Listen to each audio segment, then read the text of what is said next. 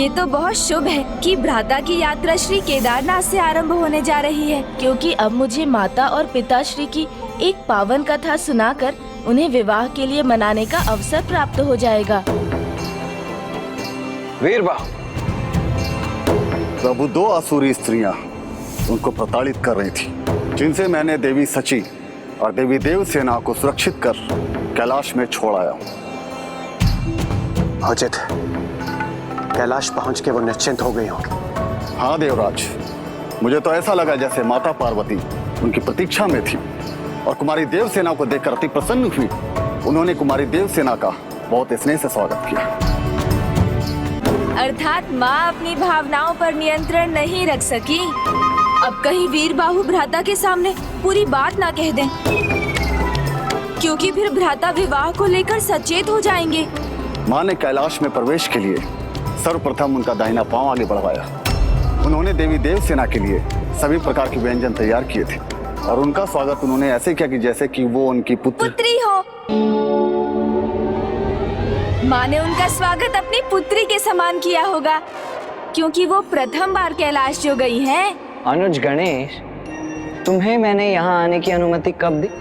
भ्राता, आपकी आज्ञा का उल्लंघन नहीं किया मैंने। आपके साथ नहीं, आपके पीछे पीछे आया हूँ। किंतु क्यों? तुम्हें यहाँ आने की कोई आवश्यकता नहीं थी? भ्राता, केदार धाम तो संसार के महानतम तीर्थ स्थलों में से है। वहाँ आने से क्यों रोक रहे हैं आप मुझे? तीर्थ करने का अधिकार तो सभी को है। तो अपनी तीर्थ यात्रा संपन्न करो अनुज, किंतु मेरा पीछा नहीं। सेनापति वीरबाहु, आप सेना को यहाँ विश्राम करने का आदेश दें। मैं इस महान तीर्थ स्थली में पूजा किए बिना आगे नहीं बढ़ सकता। भ्राता, सीधे पूजा? हाँ अनुज गणेश, मैं यहाँ पूर्ण निष्ठा के साथ अपनी पूजा संपन्न करूंगा और शीघ्र ही आगे बढ़ूंगा, क्योंकि अपनी इस यात्रा को पूर्ण करने के पश्चात मुझे पशुपतास्त्र भी प्राप्त करना है और उसके पश्चात उस सुरापद्म और उसकी सेना को पराजित करके जयंत और अन्य देवताओं को असुरों के आतंक से मुक्त करने का दायित्व भी निभाना है। इसलिए अब तुम हटो मेरे मार्ग से, मुझे पूजा के लिए सामग्री भी एकत्रित करनी है। हाँ हाँ, अवश्य कीजिए भ्राता, किंतु इतनी बड़ी भूल भला आप कैसे कर सकते हैं? भूल? कैसी भूल? आप यहाँ ऐसे ही पूजा कैसे कर सकते हैं? देखो गणेश, मेरा समय व्यर्थ मत करो और शीघ्र बताओ कि मुझसे क्या भूल हो रही है। किसी भी तीर्थ में पूजा करने के पहले उसकी कथाएं सुनकर उसका महत्व और चरित्र दोनों ज्ञात करने चाहिए, तभी वो यात्रा और पूजा सफल होती है। उचित है, किंतु क्या तुम्हें केदारनाथ धाम के महत्व की कथा ज्ञात है? हाँ भ्राता। तो अब सुना भी दो। शुभ कार्य में इतना विलंब करना उचित नहीं होता। अच्छा, तो सर्वप्रथम हमें आसन ग्रहण करना चाहिए।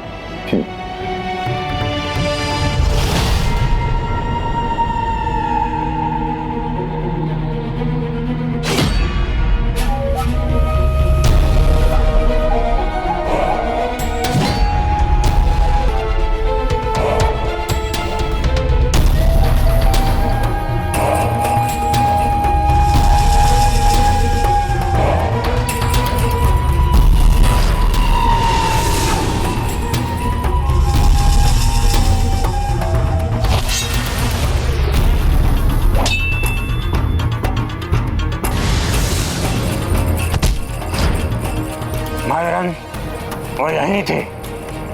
हाँ, शरण यही थे। हाँ मयूरन, मुझे भी लग रहा है कि वो लोग यही थे, लेकिन कहाँ?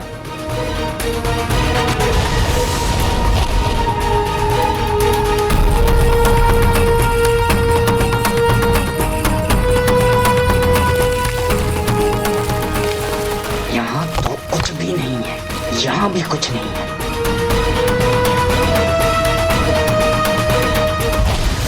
किंतु यहाँ तो कुछ भी नहीं दिख रहा है।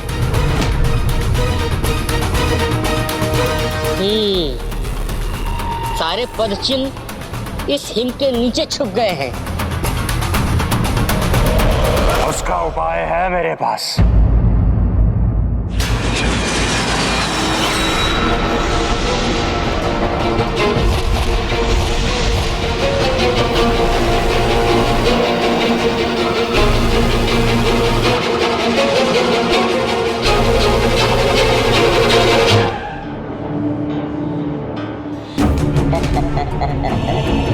उनके पद चिन्हों के अनुसार वो केदारनाथ की ओर गए हैं, वो केदारनाथ की ओर गए हैं, वो केदारनाथ की ओर गए हैं।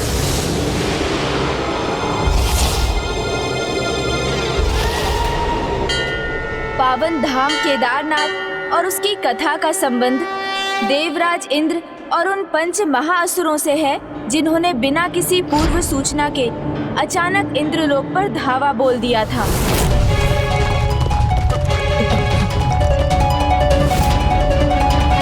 अब ये किस संकट की सूचना है? कौन है वो?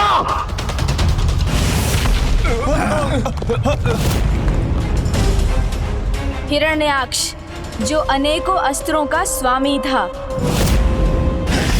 सुबाहु, जिसकी बाहु वज्र के समान शक्तिशाली थी। वक्र कंधर, जो शरीर से वक्र था। त्रिशृंग, जो 3 सिंगों का था। और लोहिताश, जिसका तन लोहे का था। ये तो पंचासुर है। देवगण, अपने अपने अस्त्रों का आवाहन कीजिए।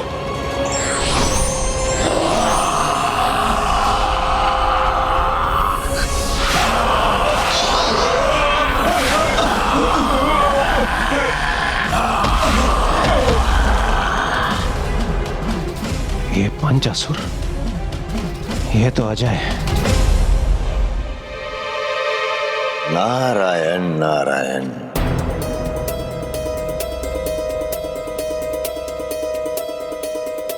प्रणाम देवऋषि। सबके काल के सामने आने का अवश्य कोई कारण है, और बात रही इन पंच असुरों की, तो इनका काल बनेगी स्वयं महादेव की शक्ति। जब वे करेंगे काल का रूप धारण, तभी पंच असुरों के पराजय का बनेंगे कारण। उससे पूर्व देवराज इंद्र, आपको प्रस्थान करना होगा, मंदाकिनी के तट पर पहुंचना होगा, और वहां पहुंचने के बाद आराधना करनी होगी, तपस्या करनी होगी प्रभु की। और तब तक अन्य देवताओं का क्या दायित्व होगा? रक्षा करनी होगी आपको देवराज इंद्र की और उनके तप की।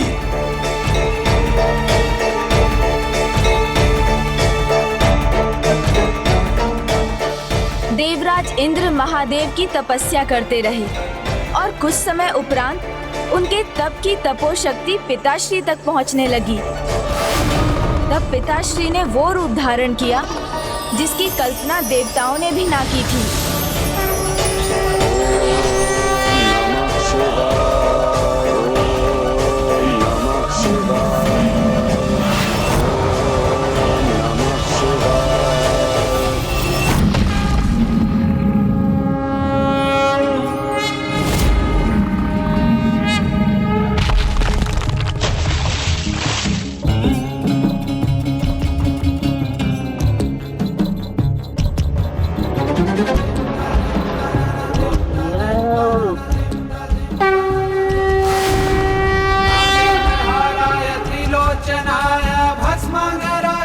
स्वयं महादेव महेश रूप में।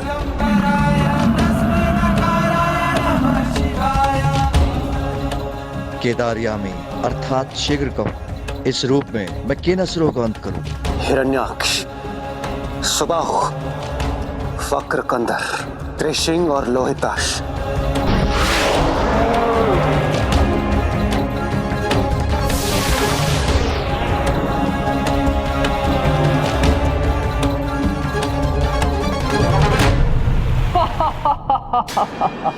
अप्सराओं को प्रस्तुत करो। जटाटवीकलज्ज्वल प्रवाह पावितस्थले कलेवलम्ब्य लम्बिताम्बुजङ्ग तुङ्गमालिका।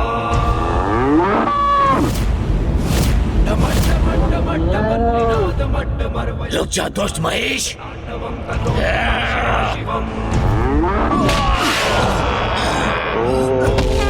नमः शिवाय। मेरी शक्तिशाली बाहु तुम्हें थाम लेगी महेश।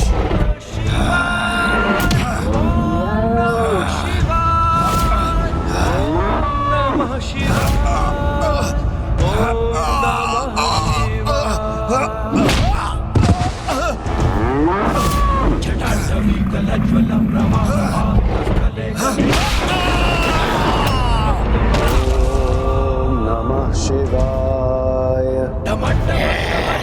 तुम्हारा इतना दुस्साहस,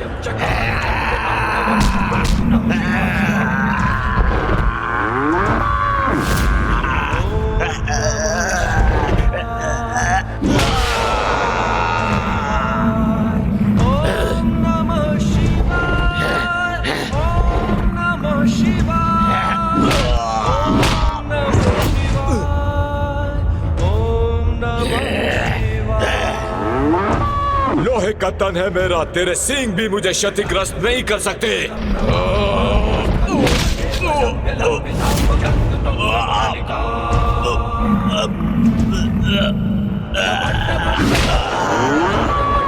ओम नमः शिवाय।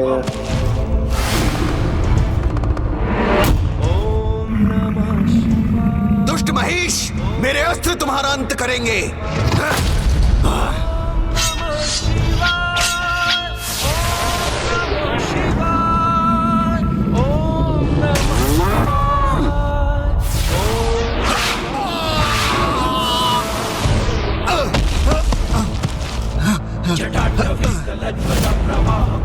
स्थले गले वलंब्य लंबितांबुजंग तुंग मालिका डमट्टमट्टमट्टमर्वयं चकार चंड तांडवं ततो पुनः शिवा शिवम्।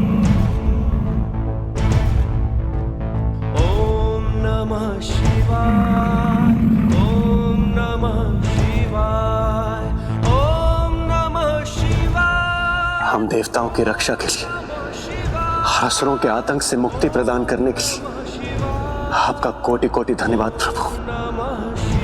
अपने निज रूप में दर्शन प्रदान करने की कृपा करें प्रभु।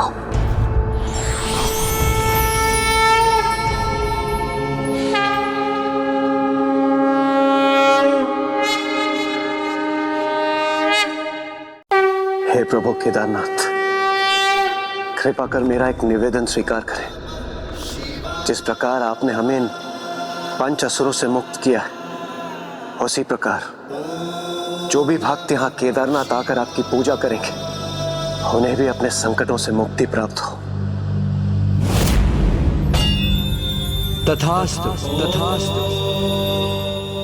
किंतु गणेश, देवराज ने मंदाकिनी के जिस तट पर प्रभु महादेव की आराधना की, उसका नाम केदारनाथ क्यों पड़ा?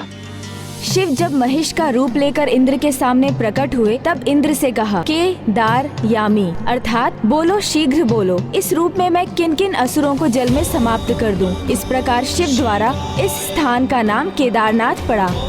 आज के बाद जो भी भक्त मेरे यहाँ दर्शन करने के उपरांत दोनों हाथों की अंजलि के साथ 3 बार यहाँ के पावन जल का पान करेगा, वो अपने 3 कुलों के पितरों को तार देगा।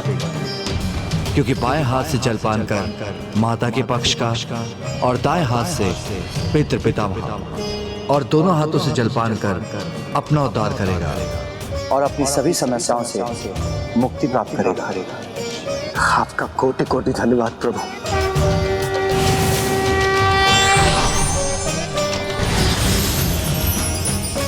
अद्भुत। इस प्रकार यहाँ तपस्या और प्रार्थना करने पर प्रभु ने देवराज इंद्र को ही नहीं, अपितु संपूर्ण जगत को उनके संकटों से मुक्त होने का उपाय प्रदान किया।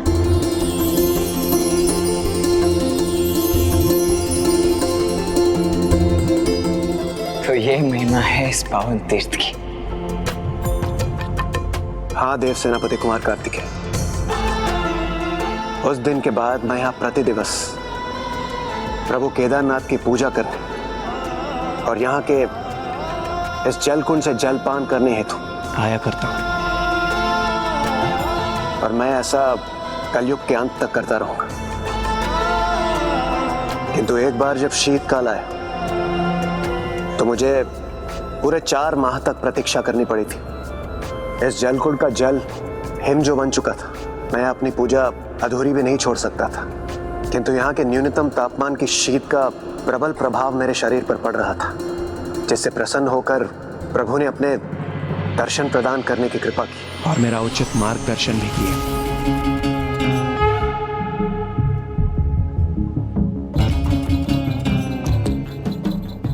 मुझे क्षमा करें प्रभु, यहाँ का जल पूर्ण रूप से हिम बन चुका है, जिस कारण मैं आपका जलाभिषेक करने में असमर्थ रहा। प्रभु मैं तो यहाँ हूँ, किंतु आपके शेष भक्त तो यहाँ आ भी नहीं पाएंगे। कृपा कर इस समस्या का कोई समाधान प्रदान करें प्रभु। ये 4 माह जब शीत का ऐसा प्रकोप रहेगा और मेरे भक्त मुझ तक नहीं पहुंच सकेंगे, तो उन्हें मेरे दर्शन प्राप्त करने के लिए हाटकेश्वर में होंगे, जहां ऐसा ही एक कुंड होगा और मैं केदार रूप में विराजमान रहूंगा। धन्यवाद प्रभु, आपका कोटि कोटि धन्यवाद। इसलिए प्रभु का यह धाम यदि केदारनाथ कहलाएगा, तो हटकेश्वर दूसरे केदार के नाम से प्रतिष्ठित होगा।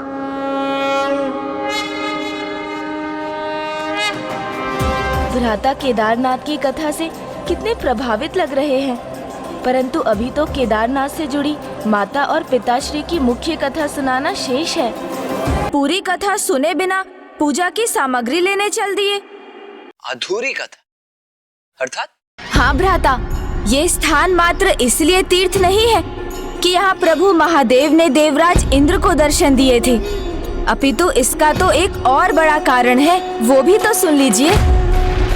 एक और कारण? क्या है वो कारण गणेश? भ्राता, श्री केदारनाथ धाम वो पावन स्थान है जहाँ प्रथम बार पिताश्री और माता ने समस्त संसार के समक्ष ये सत्य उजागर किया था कि कैसे दोनों पृथक होते हुए भी वैवाहिक रूप में एक ही हैं। अर्थात यही वो स्थान है जहाँ देह रूप में पिताश्री और माँ एकाकार हुए और सर्वप्रथम अर्धनारीश्वर के रूप में प्रकट हुए।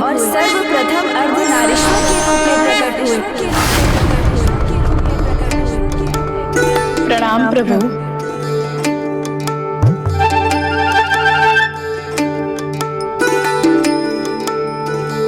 संस्कारी, सुशील, सर्वगुण संपन्न है कुमारी देवसेना। कैलाश को ऐसी एक युक्त पुत्रवधू की आवश्यकता है। माता, मेरा मन तो अधीर व्याकुल हुआ जा रहा है उन्हें यह बताने के लिए कि वही गणेश जी की होने वाली भाभी और माता आपकी पुत्रवधू हैं। मैं समझ सकती हूँ नंदी जी, किंतु अभी हमें थोड़ा धीरज रखना होगा। पुत्र कार्तिकेय ने अभी विवाह के लिए अपनी स्वीकृति नहीं दी है।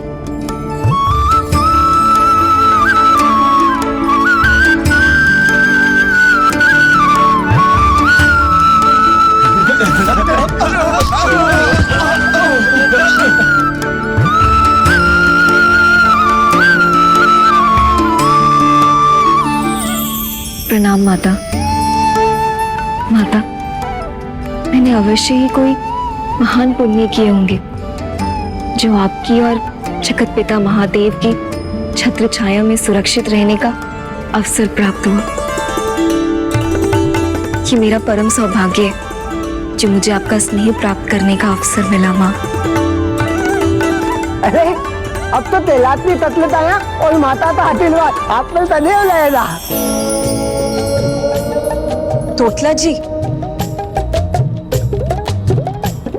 क्या कह रहे हैं ये गण?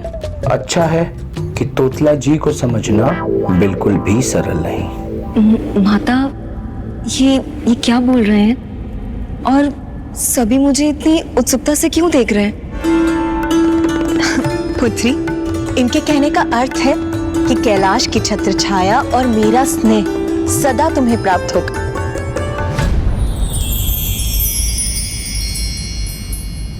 देवसेना को तो अपने पूर्व जन्म के वरदान की कोई स्मृति ही नहीं, अन्यथा इसको लेकर कैलाश में जो उत्सुकता है उससे ये समझ जाती। हम इसे अपने होने वाली पुत्र वधू के रूप में देख रहे हैं, किंतु इसके मन में भी कार्तिकेय के भांति विवाह को लेकर कहीं अनिच्छा तो नहीं? माता, मैं आपकी कुछ सहायता करूं?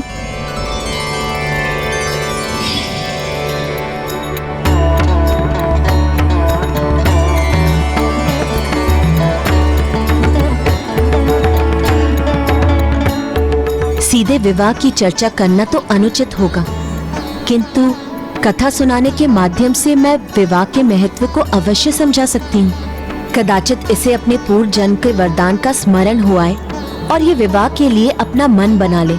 तब तक गणेश भी अपने भ्राता को मना लेगा। अब भ्राता को कैसे समझाऊं कि विवाह एक समझौता नहीं, बंधन नहीं, अपितु दायित्वों भरा मर्यादित जीवन की ओर बढ़ा एक पग है।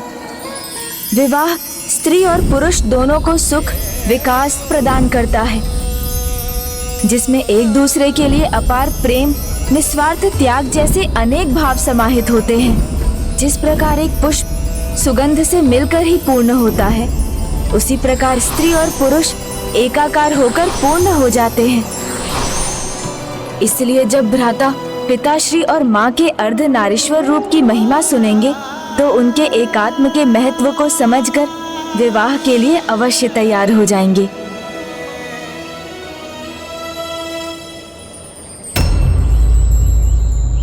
अब फिर किस विचार में डूब गए हो तुम गणेश?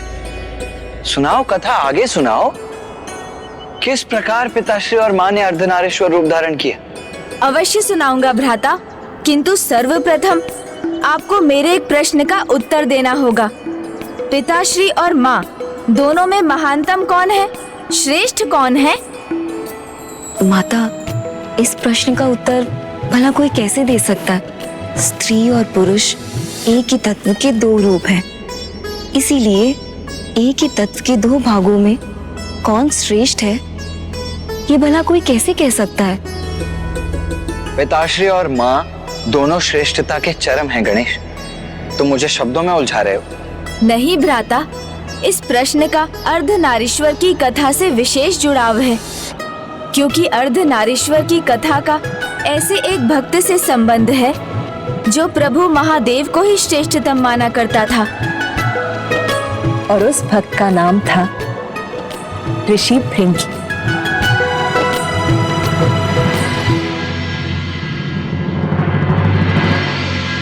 ओम नमः शिवाय।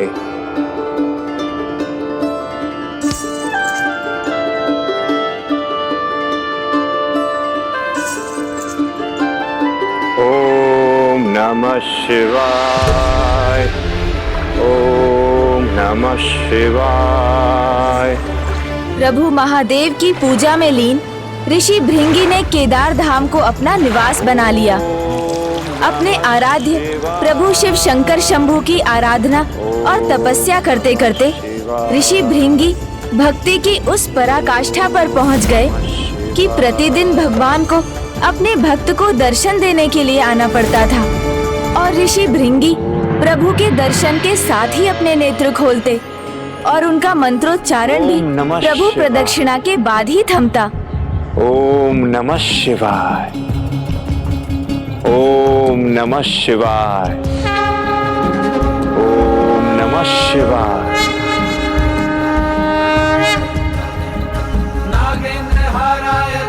ओम नमः शिवाय।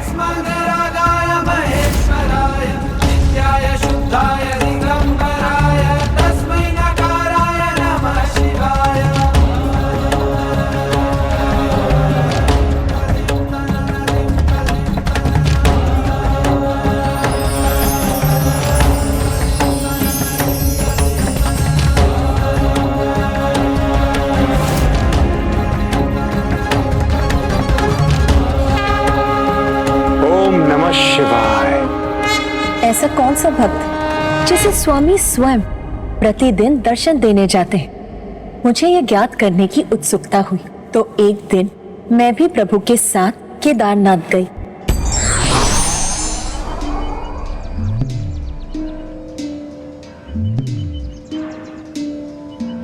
प्रणाम प्रभु।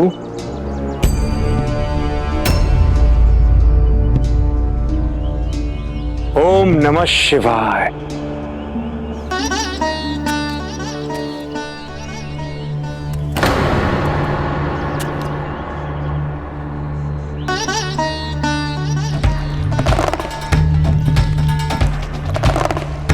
ओम नमः शिवाय।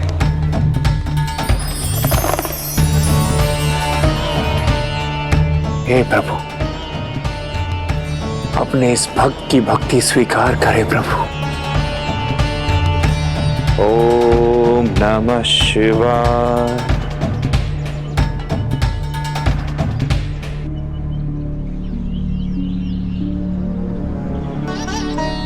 ओम नमः शिवाय।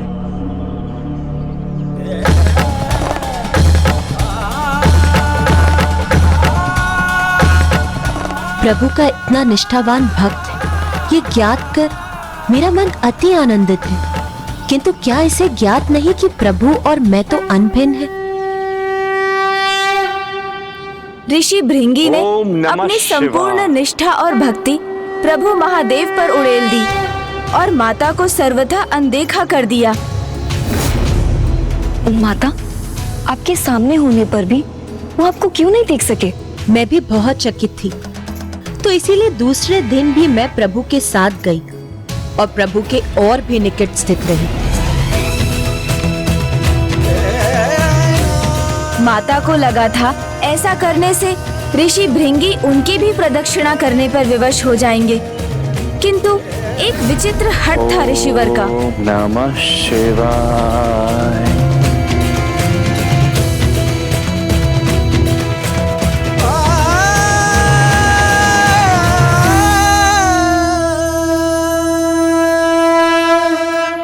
अर्थात मैंने उचित ही समझा था। ऋषि भृंगी को मेरी भक्ति में कोई रुचि नहीं। माँ ने ऋषिवर को अपनी भूल सुधारने के और भी अवसर दिए।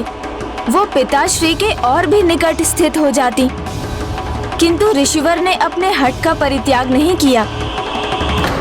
वो एकमात्र प्रभु महादेव की प्रदक्षिणा करने का कोई ना कोई उपाय ढूंढ ही लेते थे।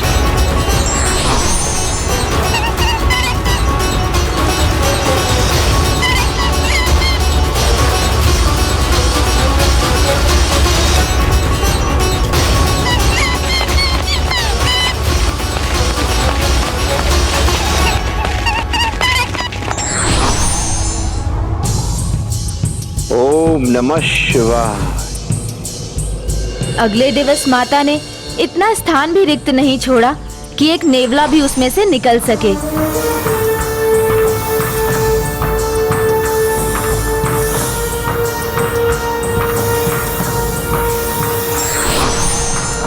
ओम नमः शिवाय।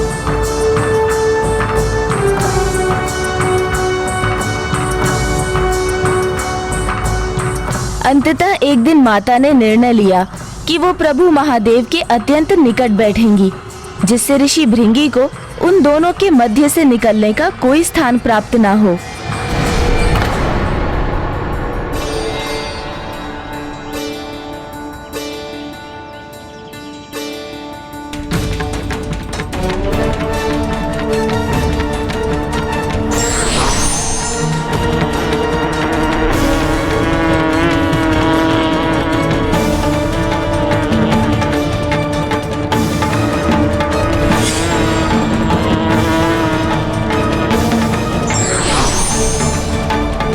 प्रभु भक्ति का ये अर्थ नहीं कि भक्त उनके अर्ध भाग को ही स्वीकार करे। ओम नमः शिवाय। ओम नमः शिवाय।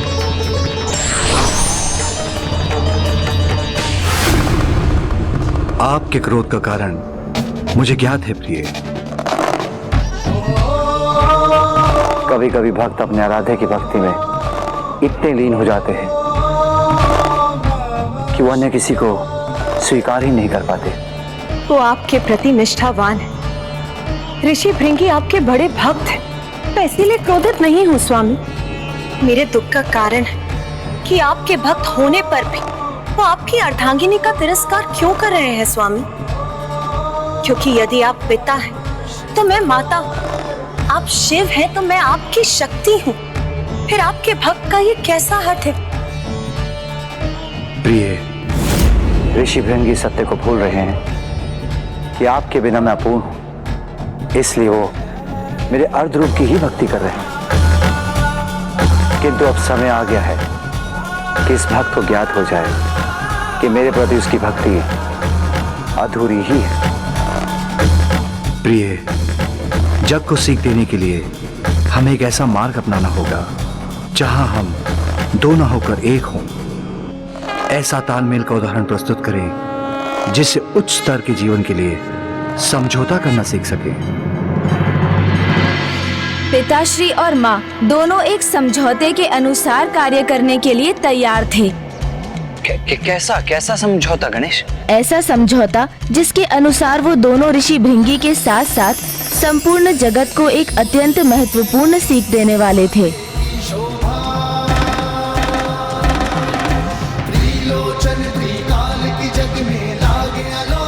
ओम नमः शिवाय। ओम नमः शिवाय। प्रभु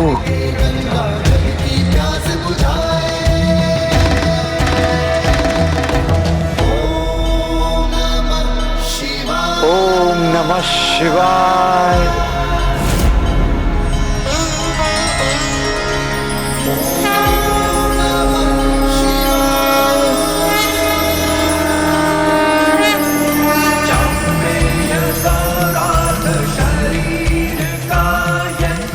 माँ और पिताश्री ने अपने अर्ध तनों का त्याग किया और संसार को प्रथम बार अपने अर्ध नारीश्वर स्वरूप का दर्शन दिया। ओम नमः शिवाय।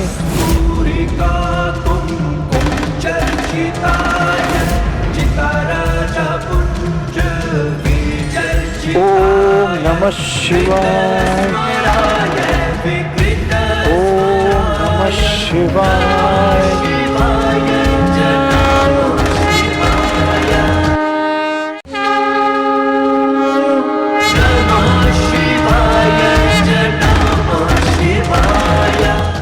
कितना अपूर्व दिव्य दृश्य रहा होगा ना गणेश। माँ और पिताश्री के इस रूप के दर्शन प्राप्त करने का सौभाग्य तो मैं भी प्राप्त करना चाहूंगा। दर्शन ही क्यों भ्राता, आप स्वयं भी विवाह के पश्चात ऐसे बन सकते हैं। मेरा अर्थ है, यदि आप जीवन साझा करें तो किसी के साथ रहना वो तो अच्छा होता है ना। हम भले ही कितने ही सामर्थ्यवान क्यों ना हो, किंतु कभी कभी किसी और का हमारे जीवन में होना हमें और भी आगे जाने के लिए उत्साहित करता है, हमें निखार कर हमारे श्रेष्ठतम स्वरूप को बाहर लाता है। जैसे माँ और पिताश्री का ये महान महिमामयी अर्ध नारीश्वर स्वरूप। जैसे मोती धागे के साथ मिलकर माला बनते हैं और पूर्ण आकार लेते हैं, वैसे ही एक पति और पत्नी एक दूसरे के साथ एकीकार होकर एक दूसरे से अभिन्न हो जाते हैं। इसलिए ऐसा दृढ़ और अटूट संबंध स्थापित करते हैं जो एकमात्र विवाह में ही स्थापित हो सकता है। फिर तो श्री अर्धनारीश्वर के रूप के दर्शन पाकर ऋषि भृंगी भी समझ गए होंगे कि पति पत्नी एक दूसरे से विलग होकर भी एक दूसरे के भाग होते। नहीं भ्राता, ऋषि भृंगी तो अभी भी ये समझने में असमर्थ थे, क्योंकि उनका अर्थ ज्ञान और उनका हट अभी भी उन पर हावी था। प्रभु और माता के दिव्य अर्ध नारीश्वर स्वरूप के दर्शन पाकर भी ऋषि भृंगी ने माता को देखकर भी अनदेखा ही किया और मात्र पिताश्री की प्रदक्षिणा करने के लिए एक मूषक का रूप धारण कर वो उन दोनों के मध्य कुतर कर मार्ग बनाने वाले थे।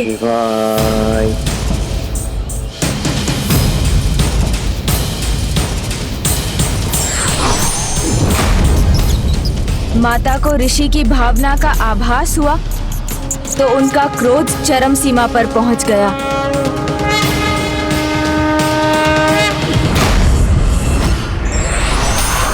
रुकिए।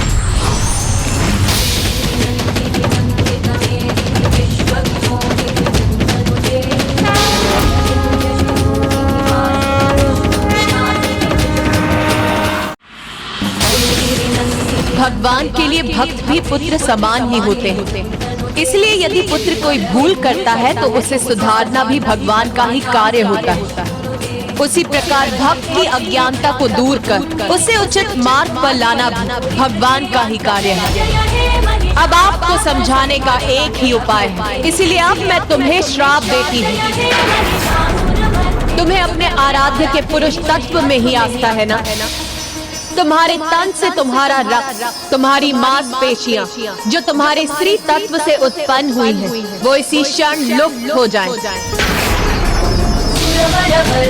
जिससे तुम्हें तुम्हारे आराध्य की पूर्णता का आभास हो सके। माता,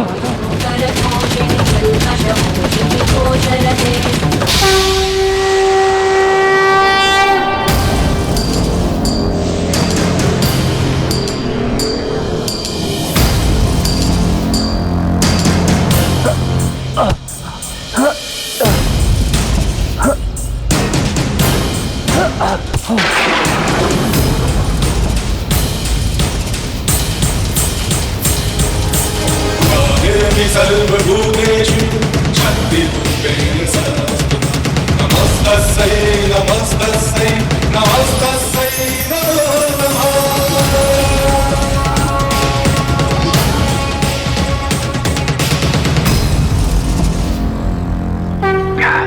क्षमा करें माता, मैं पूर्व में नहीं समझ पाया कि आप दोनों एक दूसरे के बिना अपूर्ण है माता। शक्ति के बिना शिव नहीं और शिव के बिना शक्ति है। मुझसे बहुत बड़ी भूल हुई है, इसके लिए मुझे क्षमा करें माता। हम ही नहीं, इस सृष्टि के सभी के भीतर पुरुष और स्त्री तत्व दोनों एक दूसरे के पूरक है। और जब विवाह उपरांत स्त्री और पुरुष एक साथ आते हैं तो पति पत्नी के रूप में अर्धनारीश्वर जागृत होता है और वो एक दूसरे से अभिन्न हो जाते हैं। इसमें दाहिने हाथ पर पुरुष और बाईने हाथ पर स्त्री तत्व होता है, जिसमें से एक का भी ना होना उन्हें अपूर्ण कर देता है। अज्ञानतावश आपके इस भक्त से बहुत बड़ी भूल हुई है। मैं आपको नहीं, अपने आराध्य प्रभु महादेव के अर्धभाग को अपमानित करने का अपराध किया है माता। क्षमा करे माता, क्षमा करे माता, क्षमा करे।